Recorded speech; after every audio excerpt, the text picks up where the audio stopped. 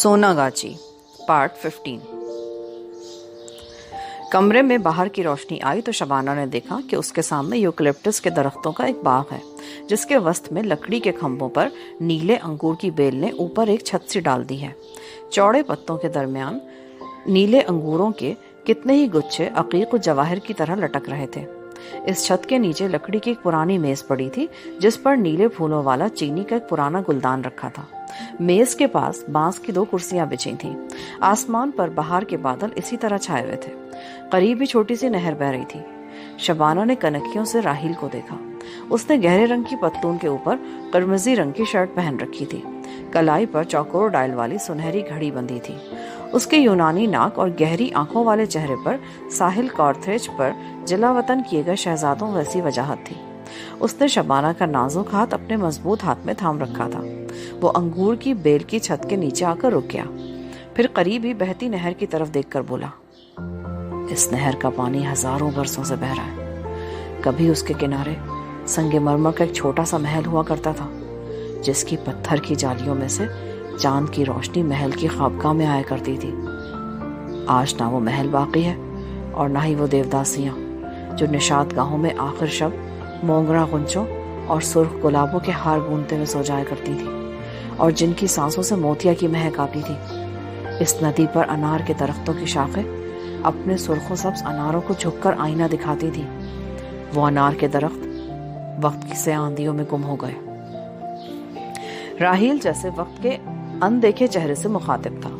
शबाना की निगाहें नदी के बहते आईने पर जमी हुई थी, जिसमें उसे अनगिनत चेहरे, शहर, मकान, महल, बाग और कब्रिस्तान बनते बिगड़ते, बसते उजड़ते नजर आ रहे थे। राहिल ने पलटकर शबाना की तरफ देखा और बांस की सब्ज कुर्सी की तरफ इशारा करते हुए अदब से थोड़ा सा झुककर बोला, अंगूर की बेल के नीचे मैं बाहर की हल्की बारिश में चाय पीता हूँ। मैं जानता था तुम आओगी।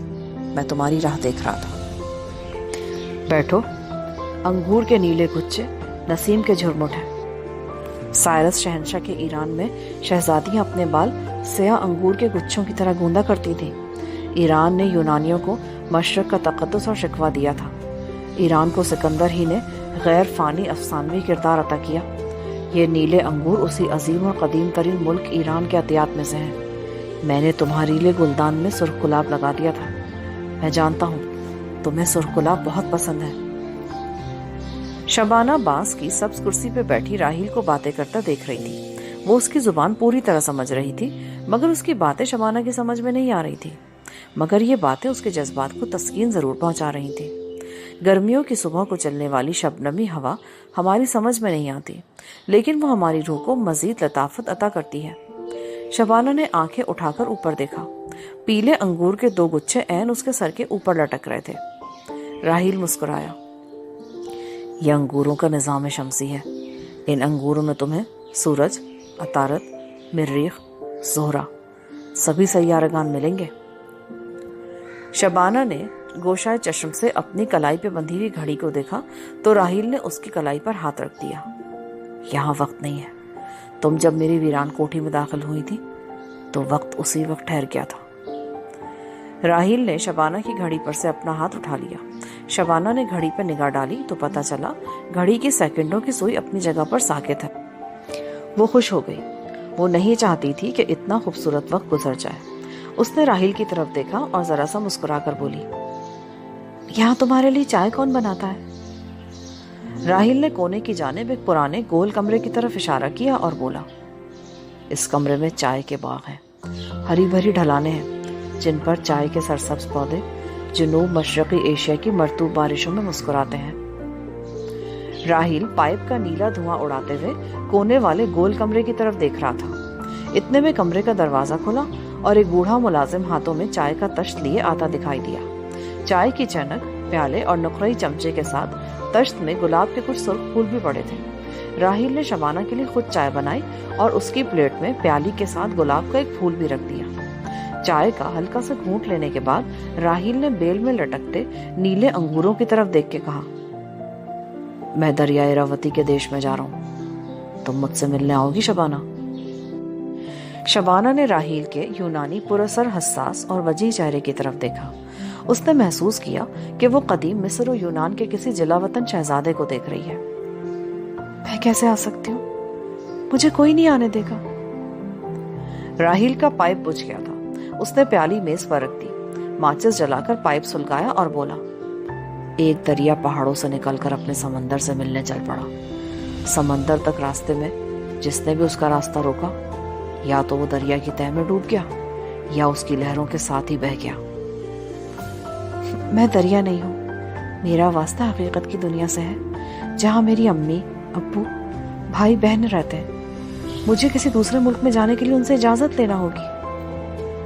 تم اپنی حقیقت کی دنیا میں ضرور ہو، تمہاری حقیقت کی دنیا تمہیں جو پہناتی ہے پہنو، جدھر لے جاتی ادھر جاؤ، اپنی امی ابو کے پیچھے چلو، اور جب وہ تمہارے آگے آگے چلتے موت کی وادی میں اتر جائیں اور تم اکیلی رہ جاؤ، اور اپنے پیچھے اپنے بچوں کی رہنمائی کرتے ہوئے تم بھی حقیقت کی دنیا سے پردہ پوش ہو جاؤ، تو دریا اراوتی کے شہر ضرور آنا۔ میں وہاں تاڑ اور ناریل کے مرگ باغ میں تمہیں ملوں گا۔ تمہاری چائے ٹھنڈی ہو رہی ہے، حقیقت کی دنیا تمہاری چائے کی گرمی اور مہک اڑا رہی ہے۔ شبانہ نے ٹھنڈی چائے کا گھونٹ پیا تو اسے کچھ ایسا احساس ہوا جیسے کوئی شبنم سے بھیگی ہوئی گھاس پر باریک ململ کا دوپٹہ ڈال دے اور شبنم اس دوپٹے کو اپنے اندر جذب کر لے۔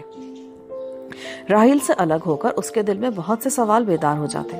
وہ اس سے بہت کچھ پوچھنا چاہتی، لیکن اس کے قریب بیٹھتے ہی وہ سب کچھ بھول جاتی۔ ان گنت سوال اس کے ذہن کے افق سے بادلوں کی طرح لپٹ جاتے۔ اچانک شبانہ کو انگور کے پتوں پر بارش کے قطروں کے گرنے کی آواز سنائی دی۔ اس نے سر اٹھا کر اوپر دیکھا۔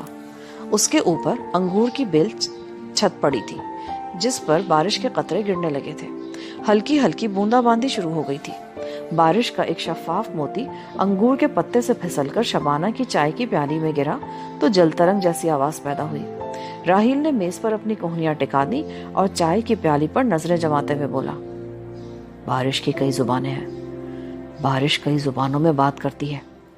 ٹین کی ڈھلانی چھت پر اس کی زبان اور ہوتی ہے، خزاں کے خشک پتوں پر وہ سسکیوں کی زبان میں بات کرتی ہے، چائے کی پیالی میں وہ موسیقی کی زبان میں بولتی ہے، کھلے سمندروں میں سوائے سمندروں کے اس کی زبان کو دوسرا نہیں سمجھتا، اور گیندے کے پھول سے وہ زرد زبان میں بولتی ہے۔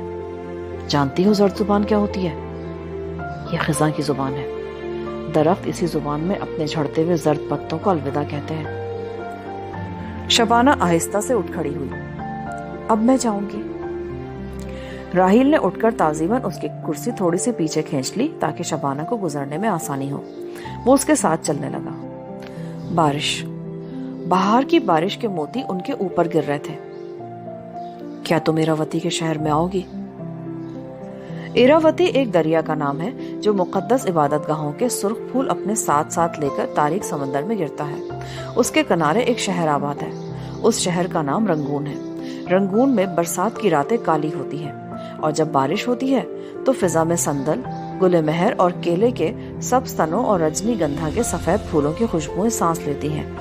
رجنی گندھا کا پھول صرف بارش کی زبان سمجھتا ہے، جنگل کی بارش، پاکیزہ اور بے لوث بارش۔ شبانہ کمرے سے نکل کر برآمدے سے گزرتی ہوئی پرانی کوٹھی کے کچے لان میں آ گئی، جہاں ٹہلی کے تناور درختوں میں ہلکی بوندا باندی سرگوشیاں کر رہی تھی۔ وہ گاڑی میں بیٹھ گئی۔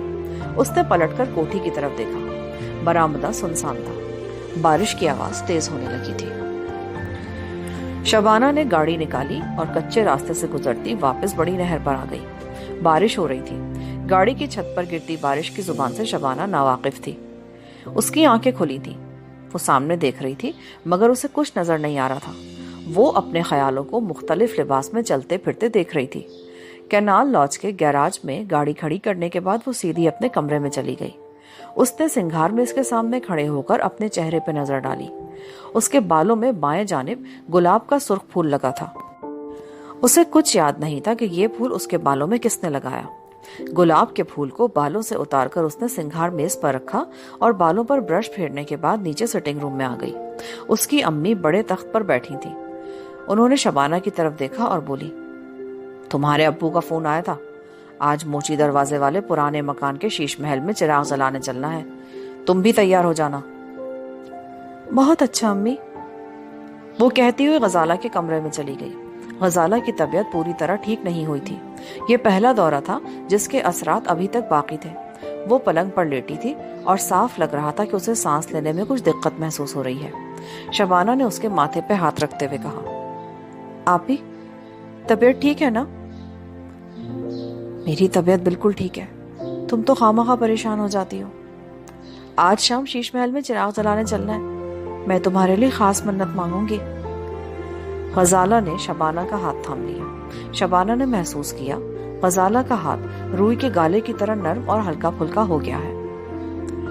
شاہ پری سے کہنا غزالہ اس حالت میں حاضری نہیں دے سکتی، مجھے معاف کر دینا۔ شبانہ نے اپنی بیمار بہن کا ماتھا چوم لیا۔ شام ابھی نہیں ہوئی تھی کہ شبانہ کے ابو اور عقیل آ گئے۔ موچی دروازے والے پرانے مکان کے شیش محل میں جانے کی تیاریاں شروع ہو گئیں۔ ابو گلاب کے ہاروں کی ٹوکری، سفید مکھانے اور مالٹوں کی بھری ہوئی 2 ٹوکریاں اپنے ساتھ لائے تھے۔ یہاں پر پارٹ 15 ختم ہوتا ہے۔ آگے کہانی سننے کے لیے پارٹ 16 سماعت فرمائیں۔